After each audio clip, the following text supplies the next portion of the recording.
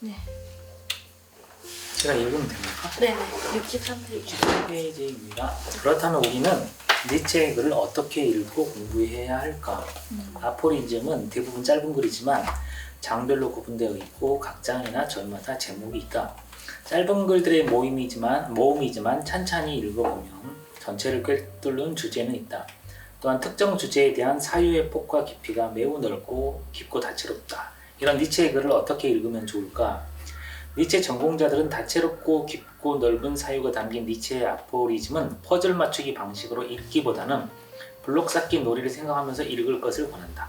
니체의 아포리즘을 작은 조각들 하나하나를 모두 맞추면 미리 설계된 완벽한 그림이 완성될 것이라 기대하면서 읽어서는 그의 사유를 따라갈 수 없다. 대신 니체의 아포리즘을 아이들이 블록 쌓기 놀이를 하듯이 읽어보자. 퍼즐 맞추기와 블록 쌓기는 유사하지만 매우 다른 놀이 방식이다. 우리는 이 두 가지 서로 다른 방식의 비교를 통해 니체가 삶을 대하는 관점의 차이를 이해할 수 있다.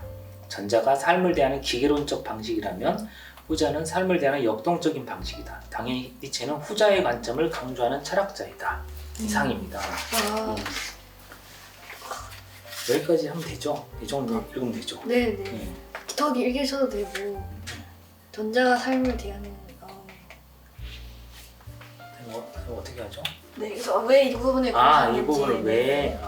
그러니까 이게 지금 니체 텍스트를 대하는 태도를 간략히 요약해 주셨는데요. 그러니까 보통은 퍼즐 맞추기, 그러니까 블록 쌓기 놀이가 무엇인지는 상원 선생님한테 더 구체적인 설명을 들어보면 좋을 것 같고 들어보면 더 구체적으로 말씀해 주실 것 같고 제가 느끼기에는 그러니까 보통 니체 텍스트를 이 퍼즐 맞추기 방식으로 접근하는 경우가 많은 것 같아요. 니체의 의도와 뜻은 여기에 있다. 그러니까 그게 무엇일까? 그걸 막 찾으러 가는데 찾을 수가 없고 퍼즐이 안 맞춰졌고 그 맞춰준 퍼즐을 찾기 위해서 막 다른 사람 책도 찾아보고 이런 식으로 읽는 방식이 있는데 상원 선생님은 그렇게 읽기보다는 아이들이 블록을 쌓는 놀이를 할 때 아마 이런 의미 같은데 아이들이 블록을 자기 뜻대로 이렇게도 쌓을 수 있고 저렇게도 쌓을 수 있고 허물었다가 다른 모양을 만들기도 하고 매번 접근할 때마다 이게 진정한 이제 놀이 형태가 될 텐데 이게 그러니까 앞에 것은 놀이는 놀인데 어떤 강제된 규율이 정해져 있는 놀이 같이 느껴지고 블록 쌓기는 자유로운 놀이처럼 느껴지는 측면이 있는 것 같아요. 그러니까 니체를 진정하게 책 제목처럼 내가 사용해 보겠다 이런 의미로 읽는 게 도움이 될 것이다 이렇게 말씀해 놓으신 것 같아요. 그래서 그게 실제로 어떤 텍스트를 읽을 때 텍스트는 모든 완벽한데 우리가 거기에 도달하지 못했어 이런 사고방식이 우리가 갖고 있는 능력을 이렇게 가로막는 장애가 되기도 하거든요. 근데 사실은 텍스트는 늘 부족한 거고 텍스트에다가 뭔가를 추가하는 사람이 오히려 독자라고 생각하면 더 좋은데 블록 쌓기 놀이는 아마 그런 방식의 관점과도 연결이 될 것 같아요. 니체를 이렇게 읽는 것도 아주 좋겠다. 뭐 상원 선생님이 더 설명을 해주시면 더 풍요로운 이야기가 되겠죠. 그러네요. 저는 방금 읽으면서도 그렇게 생각을 못했는데 이거 완전 관점주의적인 걸 그렇죠. 말하는 것 관점 같아요. 니체도 이야기하는 발전주의적인 건데 이제 기본적인 설명을 소영 선생님이 또 잘 해주셨으니까 조금 더 편하게 몇 가지만 더 얘기를 하면 그러니까 이 퍼즐 맞추기 우리 어릴 때 저도 해봤는데 예를 들면 큰 판에다가 이 100개 정도의 조각이 있어서 뭐 동물도 이렇게 하고 나무 같은 것도 이렇게 하고 사람 모양도 이렇게 하고 그러는데 그때 장면만 이렇게 떠올려봐도 이 100개를 다 맞출 때까지 굉장히 이제 긴장을 많이 하고 그 중에 한 개, 두 개를 못 맞춰가지고 되게 이렇게 좀 고생을 많이 하고 그때까지는 그래도 괜찮아요. 어쨌든 맞추는 거니까. 근데 제가 이렇게 좀 적었던 이유는 그게 이렇게 100개의 조각을 맞춰놨는데 억지로 이게 흐트러졌을 때 굉장히 속이 상하잖아요. 그렇죠. 하여튼 그런 장면들이 떠올랐고 또 하나는 그 조각 100개 조각 중에 예를 들면 한두 개가 놀다 보니까 없어졌다. 잃어버리고 나면 그 조각은 이제 더 이상 맞출 수가 없는 거예요. 그러면 이 퍼즐은 아무런 의미가 없어지고 또 그래서 우리 이 삶이라고 하는 것도 그런 식으로 우리가 자꾸 생각할 수도 있겠다. 완벽하게 몇 개가 맞춰야 되고 도중에 몇 개가 빠져나가 잃어버리면 마치 뭐 도저히 회복될 수 없는 삶이 되는 것 같고 근데 이제 이 블록 쌓기 놀이는 그런 게 아닌 거예요. 그래서 언제든지 똑같은 100개의 조각이라고 하더라도 이렇게 만들었다가 또 그게 마음에 안 들면 또 뺐다가 또 다르게 만들면 되고 또 근데 이제 그렇게 해서 뭐 100개가 있어서 100개를 다 사용을 해도 되고 뭐 50개만 해도 되고 뭐 또 극단적으로 한두 개만 가지고도 이거다라고 이렇게 내놓을 수도 있는 거고 그래서 니체가 철학을 했던 이유 또 니체가 우리 삶을 바라봤던 어떤 여러 가지 이유가 이런 차이가 있지 않을까 그런 생각을 하면서 저도 되게 좀 주목하고 있었던 그런 방법 중에 하나예요. 이런 또 비유를 하면서 이제 니체 공부의 약간 결을 좀 달리 할 수 있었고 네, 그렇습니다. 저 너무 좋은데요?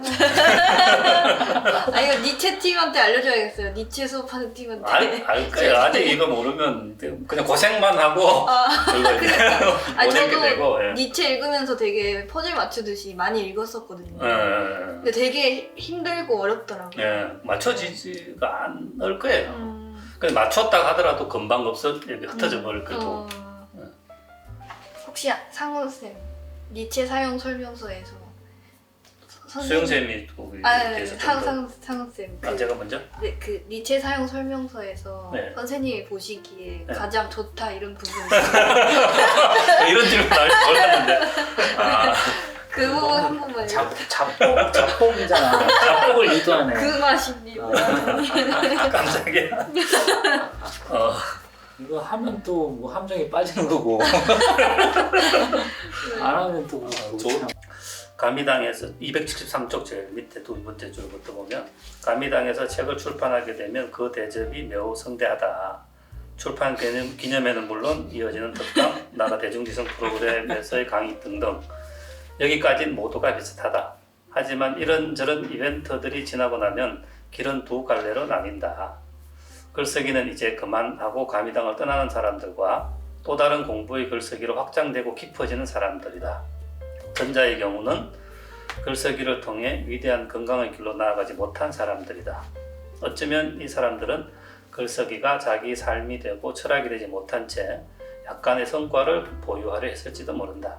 그 성과만으로는 앞으로의 삶이 계속 이어질 수 있다는 기대를 하면서 하지만 이 기대는 그리 오래가지 못한다. 나 또한 예전에 구경꾼의 위치에 있을 때는 글쓰기의 성과를 낸 사람들이 떠나는 이유를 몰랐다. 하지만 내가 이 글쓰기라는 일련의 활동을 마무리할 시점이 되어보니 누가 가르쳐주지 않아도 그 이유가 내 눈에 보인다. 니체의 말대로 위대한 건강은 그것이 무엇이 되었건 보유하려 해서는 안 되며 그것은 계속해서 포기되고 계속해서 획득되어야 한다는 사실을 스스로 깨닫게 된다.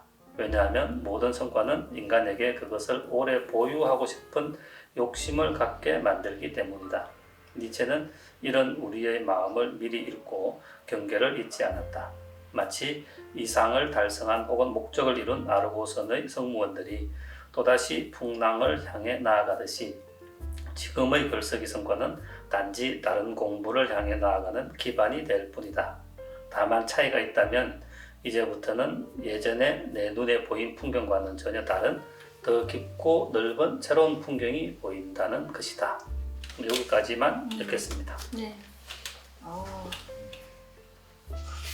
그 계속 글쓰기를 하고 계신 입장으로서 수영쌤 어떠신가요? 갑자기 제가 보니까 가미당에서 네. 너무 성대하게 대접을 하면 안 된다는 의미 같네요. 그냥 막대해라. 막대해라. 맞는 거 같네요. 그러니까 글쓰기를 하면서 그 다음 글쓰기로 이어진 공부를 하는 사람이 있고 그 글쓰기가 마지막 글쓰기가 되고 마는 그런 사람이 있는 것 같아요. 확실하게. 네. 그래서 아르고 선언처럼 난파를 당하면서 계속 갈 수 있는 그런 태도 잘 지적하신 것 같아요. 아, 멋있는 부분 선생님 고르셨네. 미리 네. 더 멋있는 걸 하시면서 세원쌤은 이제 차기작도 준비하고 계시니. 꼭 내년에는 꼭 해야 할 텐데 아, 이런 생각을 하고 있습니다. 아, 네. 내년에 안 나오면 영실을 그만두고 아니요, 또 난파를 하더라도 또 있어요. 네. 그러면 다음엔 니체 강의 저는 네. 378쪽. 이것도 역시 위대한 건강에 관한 그런 이야기인데, 네. 근데 이제 니체를 왜 공부하냐, 그리고 공부해서 우리가 어떤 존재가 되려고 하냐 이런 질문을 이제 궁극적으로 할 수밖에 없는데, 그게 이제 수영쌤이 이 변신 이야기를 하면서 이 위대한 건강이라고 하는 그 말로 이제 마무리를 하고 계세요. 거기 보면 뭐 제 앞으로 공부 방향과도 관계가 또 되는 것 같아서 잠깐 읽어보면 삶 전체를 담을 수 있는 크기, 삶 전체를 조망할 수 있는 높이, 그리고 새로운 삶을 창조할 수 있는 의지는 위대한 건강 없이는 불가능하다. 매 순간 삶의 고뇌 속에서 쓰러져도 그 고뇌가 자신을 다시 일으켜 세우고 삶을 새로운 시각으로 보게 하고 그리하여 삶을 더욱 매혹적인 것으로 보게 하는 힘은 위대한 건강을 요청한다. 그래서 병은 건강의 대립 개념이 아니다. 건강은 병을 포함해야 한다. 병들고 고뇌할 때 우리는 이미 삶의 깊이와 높이 그리고 삶의 필연성과 가능성, 더 핵심적으로 말해서 삶의 매혹에 다가설 수 있는 절호의 기회 속에 놓이게 되는 것이다. 병과 건강을 모두 품고 있는 풍요로운 존재, 생성과 파괴의 영혼회계를 경쾌한 발로 춤추듯 맞이하는 존재, 그가 디오니소스이다. 너무 멋있게 쓰신 거 아니에요? 네. 내가 니체가 네. 거의 어떻게 보면 이제 수영쌤의 뒤에 거는 특강은 약간 그 보론의 성격이 강하고 하니까 이게 수영쌤 이 책의 마지막 핵심 내용이니까 이렇게 결론이 늘 맺고 싶으셨겠죠. 네. 결국 그 앞에 많은 그 400페이지를 뭐 이 말씀을 하려고 계속 이렇게 탐구를 해오신 게 아닌가 그런 생각이 들었습니다. 수영쌤은 이렇게 다시 저요? 보니까 어떠셨나요? 이 부분. 그러면 오래됐는데요. 낯선 구절인데 낯선 구절. 지금 이제 공부를 한 지 꽤 됐으니까 니체를 지금 약간 제가 이제 불만스러워하는 부분은 제가 니체를 대할 때 이런 부분이 약간 갑자기 불만을. 약간 뭐랄까 그 의지주의자의 느낌이죠. 강력한 의지로 이 세상의 난관을 돌파하고 이런 이미지를 너무 내가 니체에서 많이 본 게 아닌가. 근데 그럼 의지 아니면 의지로 안 되는 게 없어 이렇게 말하면 너무 평이해지잖아요 삶이. 세상 바라보는 태도가 정신력 이런 것처럼 느껴지니까 니체가 위대한 건강이라고 했을 땐 이게 건강한 의지 이런 의미는 아니었을 것 같은 느낌이 들어요. 왜냐하면 생각해보면 그 인류를 구성하는 게 진화론적인 어떤 힘도 있고 철학적으로는 몇천 년의 역사가 있고 종교적으로도 뭐 몇만 년의 역사가 있을 텐데 그 역사 속에서 구성된 이 인간이 다른 존재가 된다는 것 자체가 의지로 바꾸기 불가능한 거고 거기서 보이지 않는 인간의 모습들이 다양하게 있을 텐데 그런 것들을 다 탐구해봐야 된다. 이게 저는 그렇게 다시 읽고 있거든요. 이제 이걸 막 돌파해 나가는 의지 이런 것보다는 세상을 좀 다르게 읽고 요즘에 뭘 느끼냐면 우리가 니체 책을 읽으면서 세상에 대한 매혹을 느낄 때가 있거든요. 니체가 그런 비유 쓸 때가 있어요. 제가 니체 때문에 좋아하는 동물이 되겠는데 도마뱀 같은 도마뱀의 비유를 많이 썼어요. 니체가. 그래서 삶의 병을 앓고 있다가 삶에서 떠나 있는 거죠. 병을 앓다가 절망하고 그래도 조금씩 몸이 회복되면 몸을 이렇게 돌리는 도마뱀의 이미지 있잖아요. 몸을 비비고 이렇게 돌렸을 때 삶을 바라보고 있는 그런 도마뱀의 이미지를 니체가 서문에 쓸 때가 있었어요. 근데 그런 매혹 같은 게 있거든요. 그러니까 우리가 철학 공부를 하다 보면 세계를 갑자기 세계가 매혹적으로 느껴질 때가 있어요. 이 사유가. 그러니까 그런 걸 가지고 세계의 어떤 것과 이렇게 계속해서 대결해 나가는 사유를 전개하라. 그런 게 아마 제가 보기에 이 위대한 건강이라든지 그런 게 아니었을까 싶어요. 네. 그러니까 너무 그냥 강력한 의지주의 이런 걸로 가면 좀 곤란하다. 네. 그러네요. 그렇죠. 뭐 그런 결론이 나기 쉬운데. 네, 그렇죠. 네. 그 공부를 하면 그런 의지주의로 가지는 않아요. 공부를 하지 않고 뭔가 성급하게 결론을 내려고 하고 거기 이르려고 하니까 그런 것 같고, 그래서 저도 이제 밑줄 친 부분을 좀 선택을 할 때도 사실은 앞에 부분들을 우리가 다 거치고 난 다음에 거칠 걸 다 거치고 난 다음에 이렇게 이르러야 되는데 그리고 이제 좀 게으르기도 하고 마음이 급하기도 하고 이렇게 해서 이제 이쪽만을 이제 보고 이렇게 갈 수 있는 그런 위험이 있죠.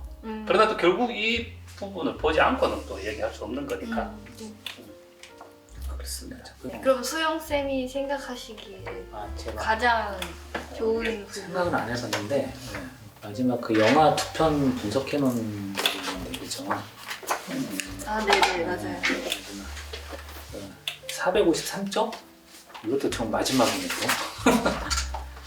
이게 미스트란 영화 분석한 건데, 그죠? 네. 453쪽 두 번째 단락에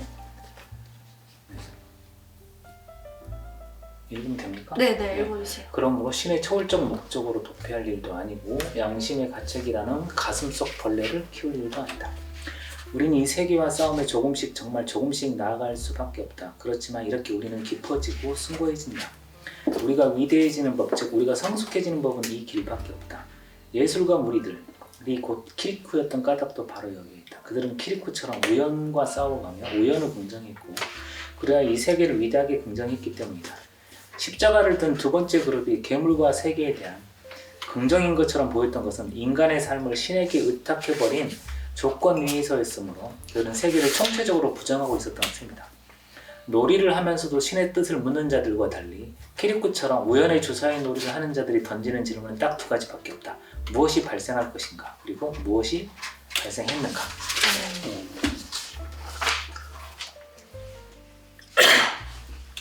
어째서 이 부분을 급조해보면 급조해보겠습니다. 네. 그러니까 니체를 읽으면서 제가 개인적으로 들었던 느낌은 니체 철학을 가지고 세계에 나아간다면 이런 태도가 될 것 같아요. 그러니까 뭐 어떤 목적론적인 세계, 내가 나를 초월적으로 지배하는 어떤 신에게 어떤 나의 운명을 갈구하는 태도, 이런 것들과는 이제 작별인 거죠. 그런 세계하고 이제 완전 멀어지는 거고, 그게 어떤 운명이든 그 운명을 받아들여야 된다는 거죠. 그리고 받아들이고 이제 앞으로 어떤 운명이 생길지 굉장히 호기심을 갖고 막 이렇게 대하는 태도, 삶이 너무 매혹적으로 바라보이는 태도, 이런 것 같아요. 그런데 이제 삶이 혹독하잖아요. 네. 수월한 게 아니잖아요. 그래 미스트처럼 안개가 가득한 그런 게 삶이죠. 지금 공부를 하고 있어도 이 세계가 어떻게 돌아가는지 잘 모르겠거든요. 늘 저한테는 미스트고, 그러니까 이런 세계 속에서 계속 공부를 해가면서 이렇게 찾아가야죠. 그게 니체의 태도가 아닐까 싶더라고요. 이런 말이 참 가슴에 와닿네요. 양심의 가책이라는 가슴 속 벌레를 키울 일도 아니다. 가슴 속 벌레들을 좀 과감하게 떨쳐버리고 선생님 말씀처럼 그렇게 공부하면서 하는 게 맞는 것 같습니다. 네.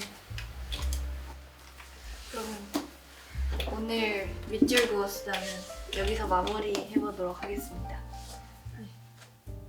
해보도록 하겠습니다. 마무리하겠습니다. 마무리하겠습니다. 해보도록 한다는 거야. 네, 출연해주셔서 감사합니다. 네. 감사합니다. 불러주셔서 감사합니다. 네.